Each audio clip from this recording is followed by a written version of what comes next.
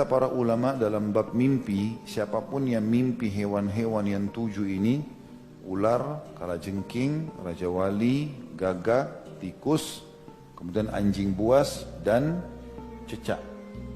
Ya. Berarti menandakan ada orang-orang yang buruk yang sedang mendekati dia.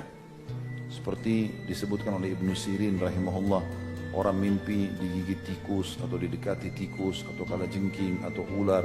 Ini berarti ada penjahat atau orang-orang fasik, lawan jenis yang buruk yang mau mendekati dia. Termasuk kalau orang istikharah, minta petunjuk kalau dia mau menikah lalu dia mimpi salah satu hewan ini, berarti yang jadi calonnya kemungkinan punya makna ke sana. Ini dijelaskan oleh Ibnu Sirin rahimahullah dalam Ta'wil Mimpi atau masalah ta'wil mimpi, karena hewan-hewannya disuruh bunuh. Ya, disuruh bunuh. Seringkali juga orang kalau kena sihir, mimpinya pasti salah satu dari 7 hewan ini. Dia mimpi kalajengking kah, dia mimpi ular kah, dan seterusnya. Hadis 601 menyebutkan tentang hewan-hewan yang boleh dibunuh, baik sedang ihram atau tidak sedang ihram, baik di wilayah haram atau di wilayah halal. Wilayah haram kayak Mekah sama Madinah. Selain daripada itu dikenal dengan wilayah halal. Haram artinya dimuliakan. Makanya kita katakan Mekah dan Madinah haramain. Dikatakan dalam hadis ini dari Aisyah radhiyallahu anha, beliau berkata, Rasulullah sallallahu alaihi wasallam bersabda, "Khamsun minad dawabi kulluhunna fawasiq yuqtalna fil hilli wal haram, al-aqrabu wal hida'ah wal ghurabu wal fa'ra wal kalbul aqur."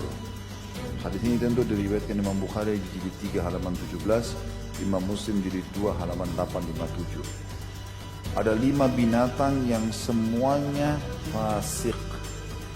Fasik artinya mengganggu, buruk.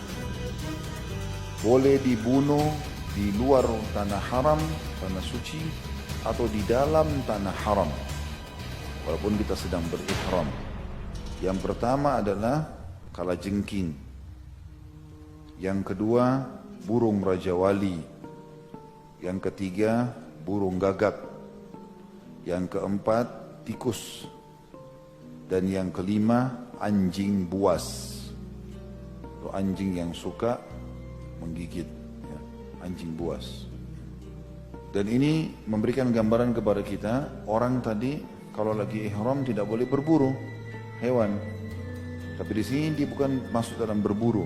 Hewan ini memang dasarnya boleh dibunuh. Bahkan ada hadis lain di bab solat yang menjelaskan bolehnya seseorang membunuh ular dan kalajengking dalam solatnya.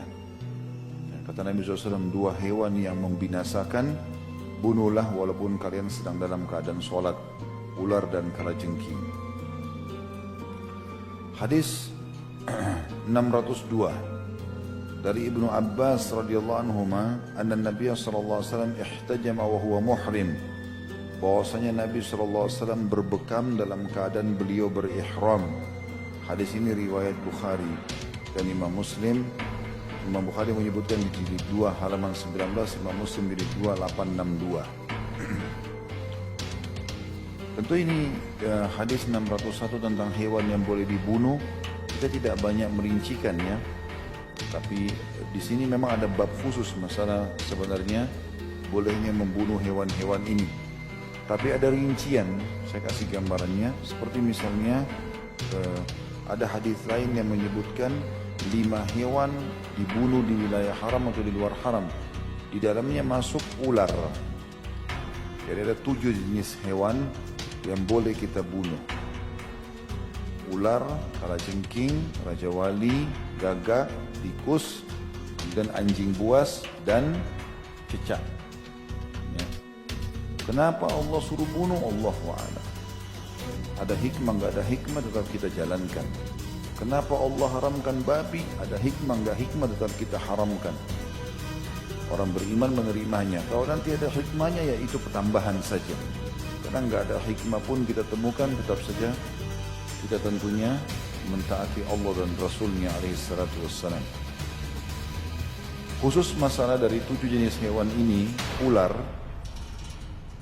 ini ada hukum tersendiri lagi kalau seandainya kita melihat ular di rumah, bukan di tempat lain, di rumah, maka sunnah Nabi SAW untuk mengusirnya 3 kali. Katakan, keluarlah, 3 kali diusir. Karena kata Nabi SAW, kalau kalian temukan ular di rumah kalian, maka ingatkanlah 3 kali. Kalau dia jelmahan jin, dia akan pergi. Dan kalau dia tidak bergerak, tidak pergi, berarti dia ular biasa, bunuhlah dia. Ini perintah Nabi SAW, dan pernah terjadi di zaman Nabi SAW dalam hadis Bukhari, seorang sahabat baru menikah. Begitu dia pulang dari masjid Nabi SAW menuju ke rumahnya, dia temukan istrinya keluar tanpa hijab. Cemburu dia, maka dia marah, kelihatan raut wajahnya marah. Lalu istrinya bilang, jangan kamu marah dulu, lihat ada apa di dalam rumah. Maka anak muda itu pun, sahabat itu pun masuk, ditemukan di ranjangnya ada ular besar. Maka dia pun langsung menghunuskan pedangnya dan melawan ular tersebut. Lalu dua-duanya mati. Kata Nabi SAW, entah siapa yang mati duluan di antara keduanya, tapi kalau ada ular di rumah kalian, ingatkanlah 3 kali sebagaimana hadis yang sudah saya jelaskan tadi.